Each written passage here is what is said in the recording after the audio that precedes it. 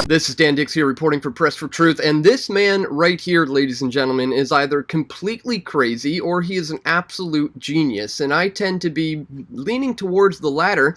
This is Patrick Byrne, the former CEO of Overstock.com, who has just sold all of his shares in the company. He said he's going to be putting it into gold and cryptocurrencies as a hedge against the deep state. This is unbelievable stuff.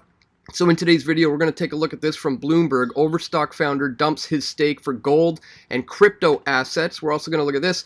Former Overstock CEO Patrick Byrne just sold all his shares, blaming the deep state and the SEC. So we're going to cover all that and more. But just before we do, it's a good time to remind you about PocketNet.app. This is a new revolutionary social media networking website that I am on here, also as a hedge against all the censorship that we see coming down the line. And so at PocketNet.app, it's decentralized. It's made up of individual nodes all around the world, so the government essentially can't shut it down. It's blockchain based and it's decentralized. Really important moving forward. So I thought it's a good time to remind you, check out PocketNet.app, and if you use the link located below, you'll get 5 free Pocket coins. This is a cryptocurrency you can earn for simply posting on this website. So really important moving forward, especially as, you know, guys like this who are clearly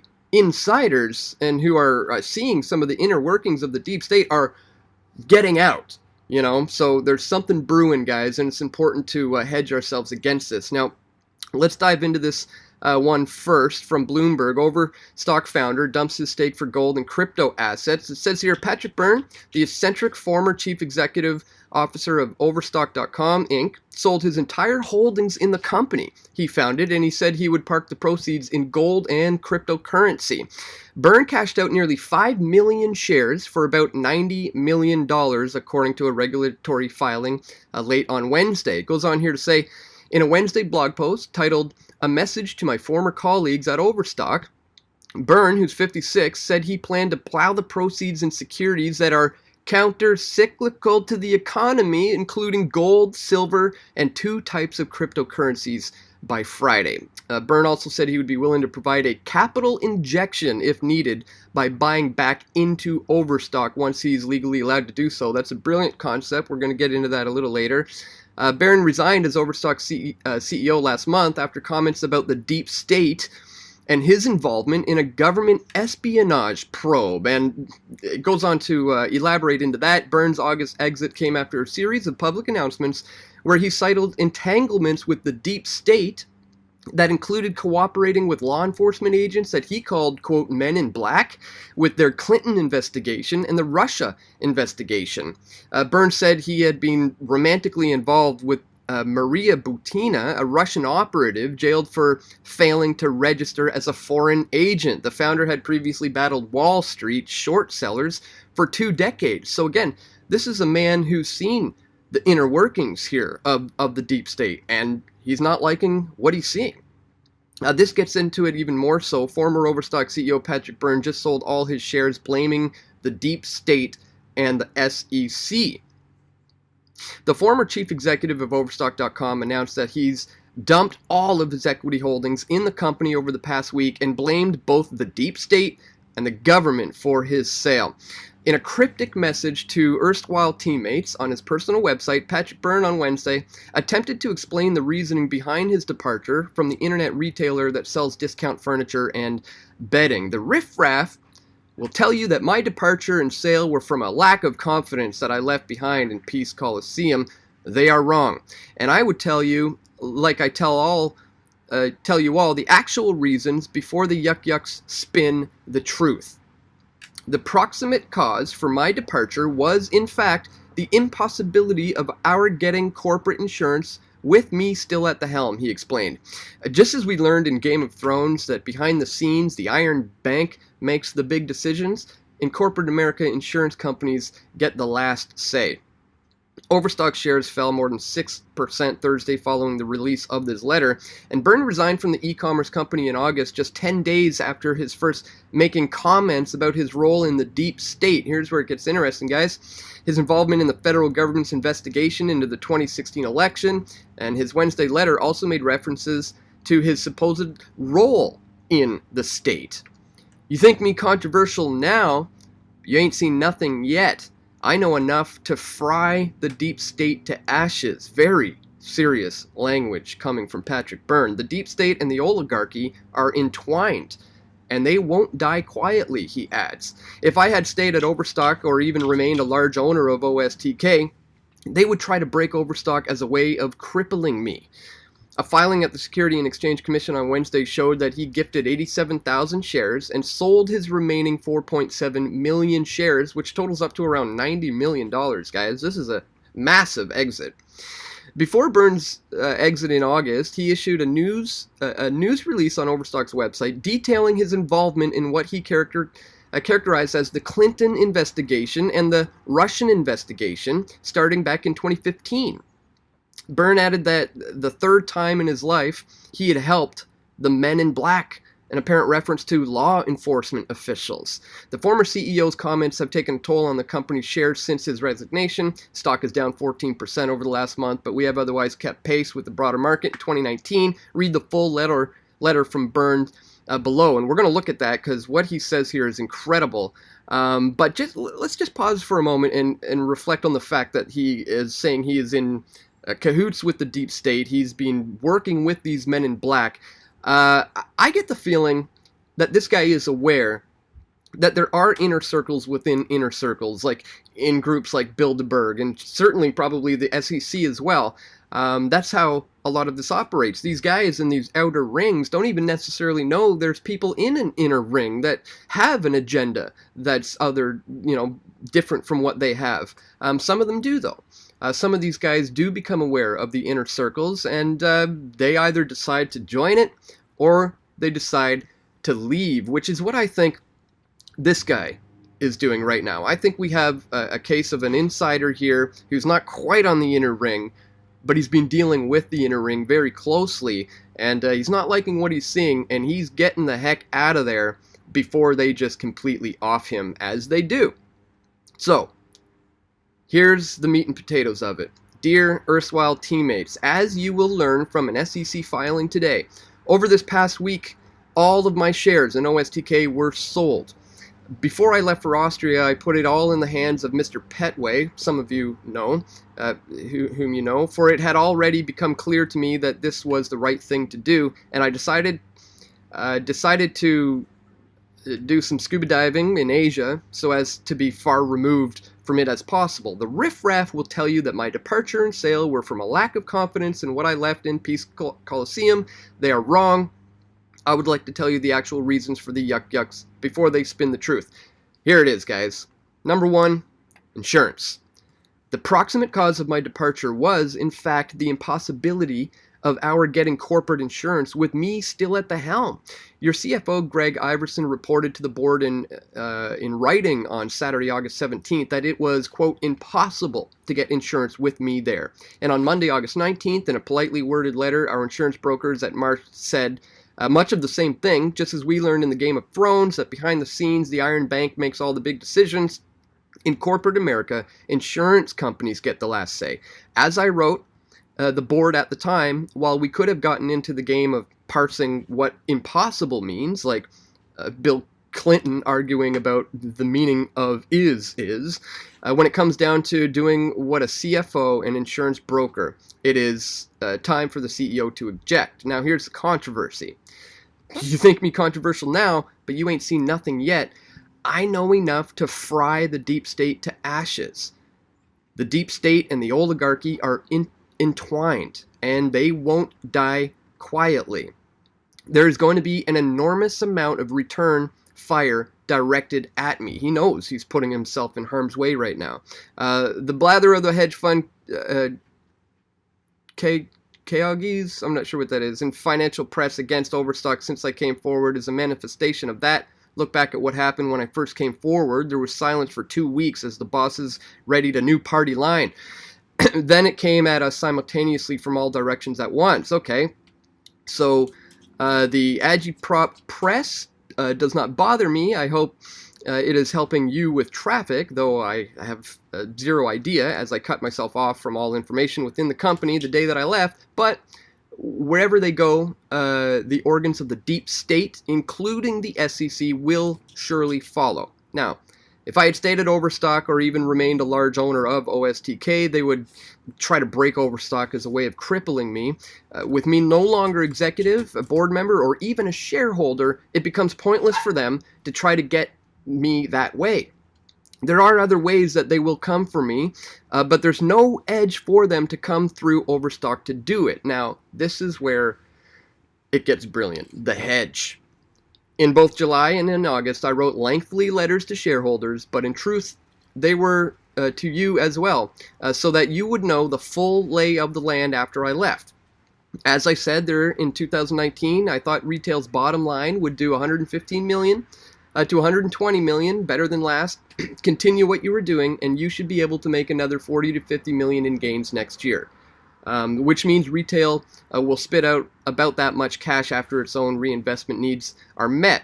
Medici is indeed a large cash drain in 2019 as its world-changing products are completed and stood up, but next year that should be significantly reduced, either though revenue from completed products or having some of those firms reach the stage where they can begin drawing their own investors, bringing Medici's projected cash needs under the amount retail spits out, with perhaps a $10 million buffer. I have not seen or been told a number since I left. In fact, I think I have not spoken to an Overstock's executive since Monday, August 23rd, so I cannot comment past the understanding expressed in those letters, but your bottom line has been on such a recovery in the first 8 months of 2019 that this general strategy seemed sound. The reasons given above describe the general direction that Petway and I were planning on taking. The proximate cause of his decision to sell, however, came when we heard over the weekend that starting last Friday, the deep state's pets at the SEC began leaking something to their clients, JP Morgan, Morgan Stanley, and Goldman. And here, citizens, I bet you thought we were their clients, right? LOL.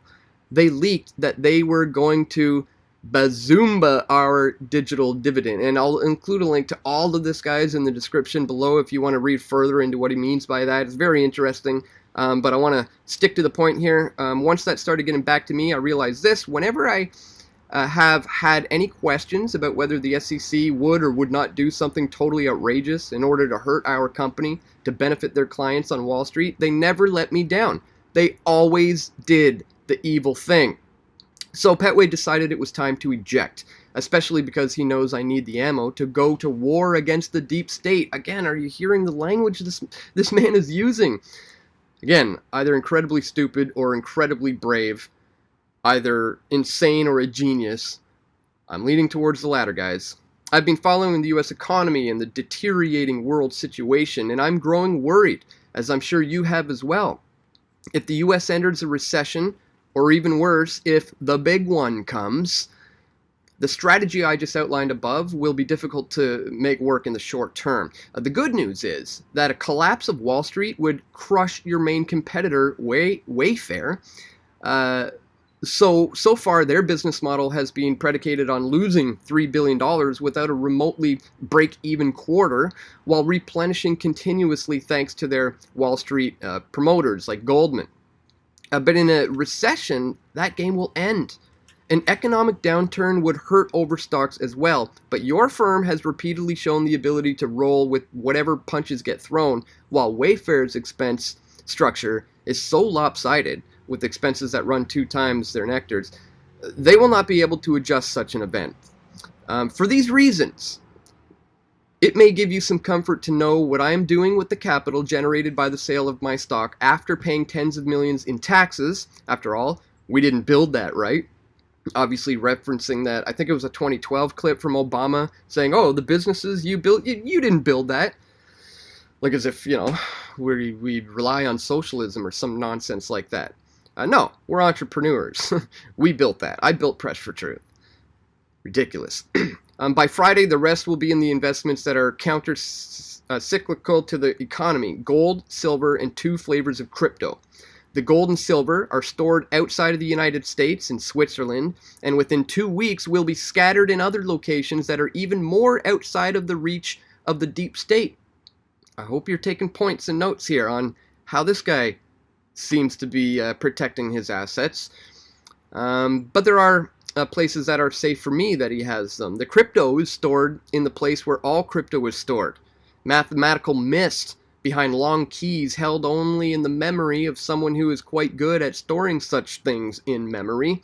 Speaking of himself, so he probably has all his private keys memorized, so he's walking around with his crypto assets in his head, essentially, with paper backups in the hands of a priest I met 35 years ago who never sets foot in the West. Good luck finding that paper wallet with all of the information he has stored in his brain somewhere else. He has wisely given it into the hands of a trusted person who they won't be able to figure out. It provides a hedge for Overstock, right? Number one, if the company craters and thus Overstock runs into tough times, those investments will soar. So that's the hedge. We know tough times are coming too. And you will have access to capital if needed. In fact, you will have not just access to capital, you will have access to the friendliest capital imaginable, my own. I have to wait 6 months for it to be legal, but anytime after March 17th, 2020, I can provide a capital injection if needed by buying back in Overstock. Please remember that as you watch the global chaos, he says, please remember that as you watch the global chaos. See, he knows it's coming. Just like all of us do. We've been warning about this also here on Press for Truth. We know it's coming as well, and I've done similar things to protect my assets, put it in gold and silver and crypto, and you guys should be doing the same. If you see the U.S. economy cratering, please do not lose the sleep you otherwise might. You will have a friend who has sunk almost his entire fortune into investments that will soar if a crisis occurs. Gold, silver, crypto. And who knows your business well and who appreciates you. The other thing accomplished by the investment moves I described above is that my ammunition gets moved outside of the acts of retaliation from the deep state. See? Forward-thinking guy. That is important because, in fact, I am now going to shellac them. Actually, shellac is too weak of a word for what I intend to do to the deep state. Sit back and enjoy the show. Are you guys excited? I know I am. You may note that I said almost. I did make an investment in a business in an unrelated industry, a firm with a wonderful invention, but so far afield from e-commerce or blockchain that your board had no interest in hearing about it. I suspect that in time you may hear of it, though. Until then, live long and prosper, my friends, with great admiration, memories, and affection. Patrick. And with that, my recording software has froze. Oh, okay, we're back. Good. Thought maybe they were going to try to shut me down right in the middle of this report or something. Honestly, though, that's how bad this is getting. And as I said, there are inner circles within the inner circle, and I think that this man has seen some things. He's exposing the deep state. He says he has enough to crush them, I believe, is some of the type of language he's been using. So again, either completely crazy or a sheer genius. I'm leaning towards the latter, guys, so I wanted to bring this one to your attention today. I'm going to continue to follow this one. It's exciting to me when I see it's almost like a whistleblower, a guy with this much insider information who's saying, I'm getting the heck out of Dodge, and so should you guys. They're planning the big one. So this is huge. Yes, please click the thumbs up button, guys. Share this video. Let people know that this guy is taking on the deep state. This is pretty big. Also, as you know, this channel is also under attack. If you do appreciate our efforts here, we'd ask that you check us out at pressfortruth.ca/donate. Here you can contribute PayPal one-time donation. You can contribute Bitcoin as well, or other cryptocurrencies that we do accept.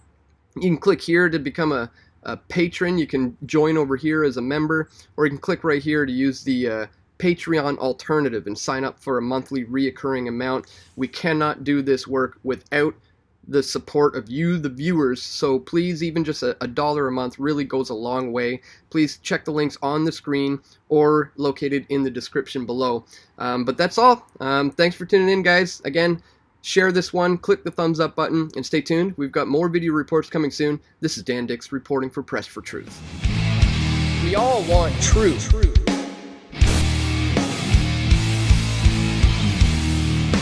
The truth will set you free.